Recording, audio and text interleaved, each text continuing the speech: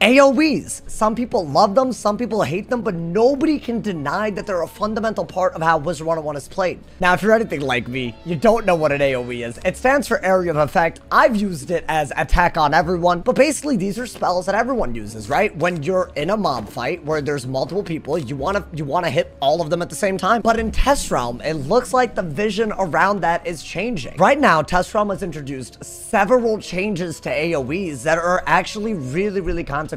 So for one, right, a bunch of 4-pip AoEs now are marked no PvP, and the only way to use them in PvP is to go down a path that makes them much less useful. As you can see, right, the new mechanic in this game is that this spell will divide damage. Now, I'm running literally no damage. I just wanted to run in and test this out because if it's what I think it is, that's kinda ass, and I just wanted to see for myself if it's kinda ass. So previously, right, what a sandstorm would do, you would click on it, and that'd be the end of the deal, right? You would do all the damage on everyone on the field, but now you click on it and then you choose who to divide the damage onto. So for example, if I wanted to actually attack both of them, I would have to hit this guy, right? And then I would also have to do this in order to basically divide the damage more. And because I am running crit, if this truly is dividing damage, we're looking at 300 something damage to both of them. And that's exactly what you see. This is kind of mind-blowing because this is just completely changing how AoEs work in totality. And it's also, in my opinion, obviously not a coincidence that all the AoEs that they didn't do this to are also marked no PvP. Now, this little widespread PvP ban, it's kind of a big deal. It even affects spells that most schools use just on the casual, right? Like Wings of Fate. Yes, it's an AoE, it affects everyone, but most life wizards, they're not using it like an AoE, and it fully affects strategies that revolve around these. I have a feeling in the future what they're gonna do is eventually make every AoE have a divide component, much like the 4-pip shads that we are used to, right? The only other spells that had this feature were the shadow pip spells. We're talking about like Lamasu from like, I don't know, like we talking like, I don't know, maybe like 4 or 5 years ago. That was the last time we had this mechanic, and now it seems like it's going to be applied across the board for all AoEs. Now, if you don't PvP and you're wondering why this matters, this will matter a lot. For one, PvP rules and raid rules are literally the same, meaning you cannot use AoEs in raids anymore. Anyone farming either raid that's out now, anyone farming either of those, they simply cannot use AoEs. It fundamentally changes how quickly you can get to the end. And perhaps even more importantly, for more players that, you know, maybe don't even do raids or PvP, in the patch notes, it looks like they're adding new challenge modes to normal sigils. And so far, they've only rolled these out to a few bosses, but the idea is that they could also have these, like, you know, rules associated with them where, you know, if it's banned in PvP, you cannot use it in that sigil. I think they're trying to create a situation where there's a normal mode that people can just use their normal spells, and then there's a challenge mode where the sigil turns red, and then you have to fight the boss with a new rule set that's closely related to PvP, right? For better drops. That's the idea behind it. This is something that we might expect to see across a lot of sigils in this game, meaning this goes beyond PvP, goes beyond raid. The way that it would work, you know, I would assume, is you click on challenge mode, right? It turns into like a, you know, a challenge instance. And if I were to go in here, I would have to follow all the rules of advanced combat, which is basically the broader name for PvP and raid. So the idea is I would fight this boss without AoE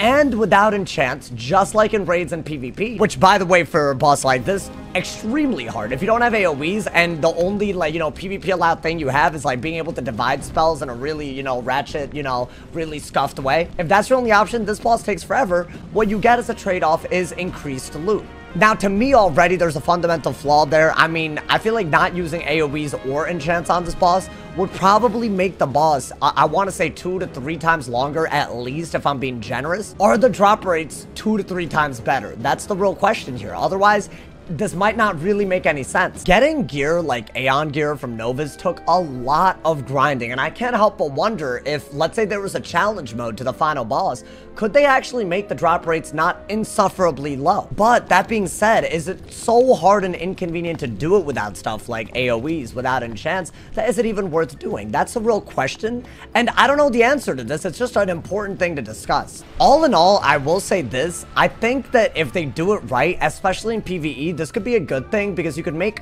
really, really hard bosses with very generous drop rates. But in PvP, it seems to be like a broad-based approach, and I don't really love how many spells are getting banned. And right now, every minion is no PvP while they do an overhaul of how minions work for every school. But the second these come back, AoEs are extremely relevant because now you have 2 enemies on the field as a person when they summon a minion, right? What are they gonna do about that? Are they gonna, like, you know, adapt both types of spells towards each other, or are we just gonna see a bunch of spells that are PvP banned, and then you have minions that are back, right? What's the plan there? That's the real question, too. I think the conversation around AoEs is really a conversation about value. Before this change, I would say that in any form of, you know, advanced combat, obviously not like a regular mob fight. In that type of scenario, a meteor strike on 4 people was exactly 4 times more powerful than a meteor strike on 1 person. And while they're not basically changing this version of the spell in its base form, so you could still use meteor and all that jazz if you want to, I think they're trying to avoid, you know, instances like PvP, like raids, and other challenges that, you know, maybe they do outside of those. I don't think they want such free value to exist, right? Because that might cheapen the challenge that they actually offer to us in the future. That seems to be the reasoning behind the divide thing, right? You can't have a meteor strike that's, you know, twice as good against 4 people compared to 2 people if you have to divide the damage. And this adds an element of a strategy without really interfering with how more casual players will play with meteor strike, which is just use this on all enemies. And they'll use the no PvP card and nothing will change, right? I think the big takeaway is it isn't a crazy change right now if you plan on playing the way that you've always played. But this could have big implications in the future when it comes to raids, PvP, and more challenging versions of the normal battles that we're used to. One of the biggest criticisms that Wizard101 gets is that everyone's deck is the same, right? You Blade, you Aura, you AoE, call it a day. Could this game be moving in a direction that incentivizes playstyles way beyond that at very generous drop rates with gear, right? Are we seeing that? That could be a massive W. It's just the way they're approaching it does seem to be a lot at once, and maybe that could slow them down in that end goal. It's definitely weird that AoEs as a group are banned. It's gonna make PvP a little bit funkier for some schools. It's gonna make raids way more challenging, and it might create some really unique challenges in Wizard101 that we're just not used to. As always though, if you don't like this change, you have the option of, you know, using your spellments or not upgrading at all, and your AoE will operate exactly as it has for the longest time, right? Nothing really has to change unless you want it to. Definitely a weird update that has a lot of people talking, but I just wanted to, you know, explain the updates, like, you know, talk about the implications. I want to get y'all's opinions on it too. What do y'all think about this? Especially if, you know, if you're a PvPer, what do you think about it? If you want more challenging game modes, if you do raids, what do y'all think about it? It affects all of these different parts of the game in very, very different ways, so your opinion here, I can't wait to read it. As always, drop a like if you enjoyed, leave a sub if you're new, and as always, let me know your thoughts. If somebody hasn't told you awesome today, they doing something wrong. Stay awesome, y'all. See y'all soon. And yeah, y'all.